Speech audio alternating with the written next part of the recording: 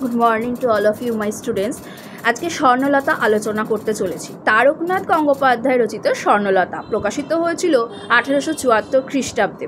গ্রন্থরূপ হলো সামাজিক উপন্যাস। দুই সহোদর শশীভূষণ এবং বিধুভূষণের স্ত্রীগণ যথাক্রমে প্রমোদা এবং সরলার মধ্যে কলহের ফলে যৌথ পরিবার ভেঙে যাওয়ার ঘটনাই উপন্যাসের মুখ্য কথাবস্তু হয়ে উঠেছে। প্রমোদা এবং তার ভাই গদাধর চন্দ্রের নীচ ও ক্রূর আচরণে সরলার দুঃখ ভোগ, গৃহত্যাগ এবং মৃত্যুর করুণ কাহিনী এখানে স্থান পেয়েছে। সেই সঙ্গে কলকাতা ও তৎপার্শ্ববর্তী অঞ্চলে সমাজ জীবন খুঁটিনাটি বর্ণনায় জীবন্ত হয়ে উঠেছে। যেমন কালীঘাটে পাণ্ডাদের ও ভিখারিদের পরিচয় দান। কালীঘাটের লোকে যদি একবার টের পায় কাহারও কাছে পয়সা আছে, তাহা হইলে তাহাকে সহজে ছাড়ে না। কাহিনী করুণ রসে সমাপ্ত হলেও গদাধর চন্দ্র, নীলকমল, দারোগা, দীনবন্ধু প্রভৃতি চরিত্রের বাচনে ও আচরণে হাস্যরসের অবকাশ ঘটেছে। 38টি পরিচ্ছেদে বিভক্ত কাহিনীটি সরলা ও স্বর্ণলতা নামে দুই ভাগে রূপায়িত হয়েছে। কিন্তু ঘটনা বা চরিত্রের কোনো রূপ উল্লেখ না থাকায় স্বর্ণলতা নামকরণের কারণ অজ্ঞাত থেকে যায়। কেন উল্লেখযোগ্য? সাধারণ বাঙালির প্রাত্যহিক সংসার জীবনের বাস্তব চিত্র এখানে ধরা পড়েছে।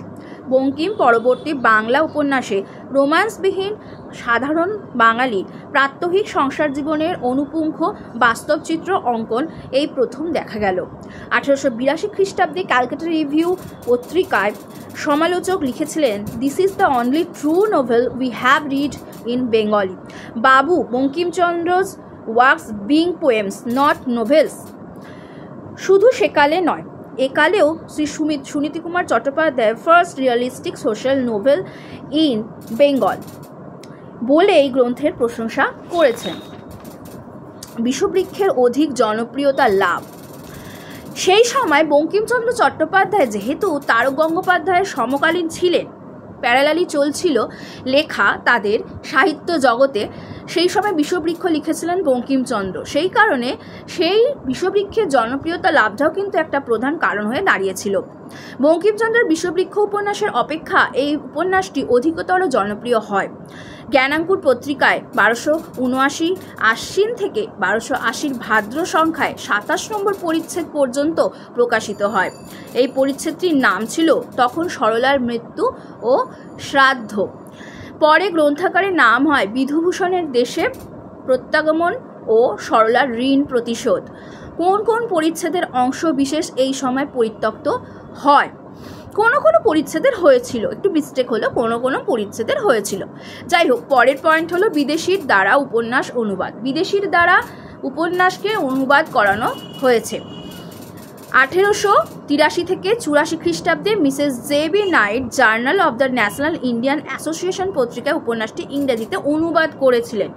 এই অনুবাদ সাহিত্য আমরা অনুবাদ পাই, অনুবাদ করেছিলেন এই উপন্যাসে। তারপর 1930 খ্রিস্টাব্দে দক্ষিণারঞ্জন রায় এবং 1831 এডওয়ার্ড টমসন দি ব্রাদার্স নামে অনুবাদ করেছিলেন এই উপন্যাস।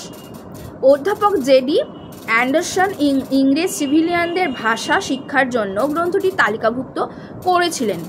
উপন্যাসটির সরলা নাট্যরূপ দান। উপন্যাসটির নাম দেওয়া হয়েছিল সরলা। 1888 খ্রিস্টাব্দের সেপ্টেম্বর মাসে রসরাজ অমৃতলাল বসু কত উপন্যাসের প্রথমাংশ অবলম্বনে নাট্যরূপ সরলা সার্থকভাবে মঞ্চস্থ হয়। তো এই উপন্যাসে স্বর্ণলতা উপন্যাসের নামকরণ করা হয়েছিল সরলা নাট্যরূপে। আচ্ছা, টাইপ চরিত্রের ট বর্গে উচ্চারণে হাস্যরস সৃষ্টি। এই উপন্যাসের অন্যতম টাইপ চরিত্র গদাধর চন্দ্রের সর্বক্ষণ ট বর্গের উচ্চারণ অফুরন্ত হাস্যরস সৃষ্টি করে। যেমন আগে যদি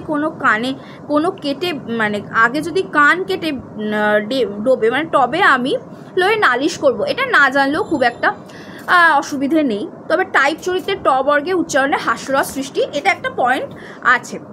তো যাই হোক, মোটামুটি সরলতা উপন্যাস আমি আলোচনা করলাম, তার জিসটুকু আলোচনা করলাম, কি আছে, কেন উল্লেখযোগ্য এবং কিভাবে সেটা সামাজিক উপন্যাস হয়ে উঠল।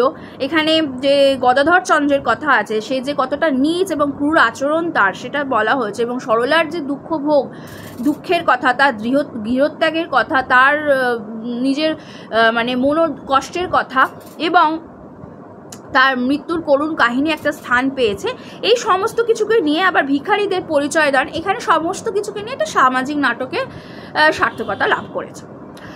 তো এই পর্যন্তই আজকে আলোচনা। ভিডিও যদি ভালো লেগে থাকে চ্যানেল সাবস্ক্রাইব করে দেওয়ার অনুরোধ রইল। ভালো থেকো প্রত্যেকে, থ্যাংক ইউ।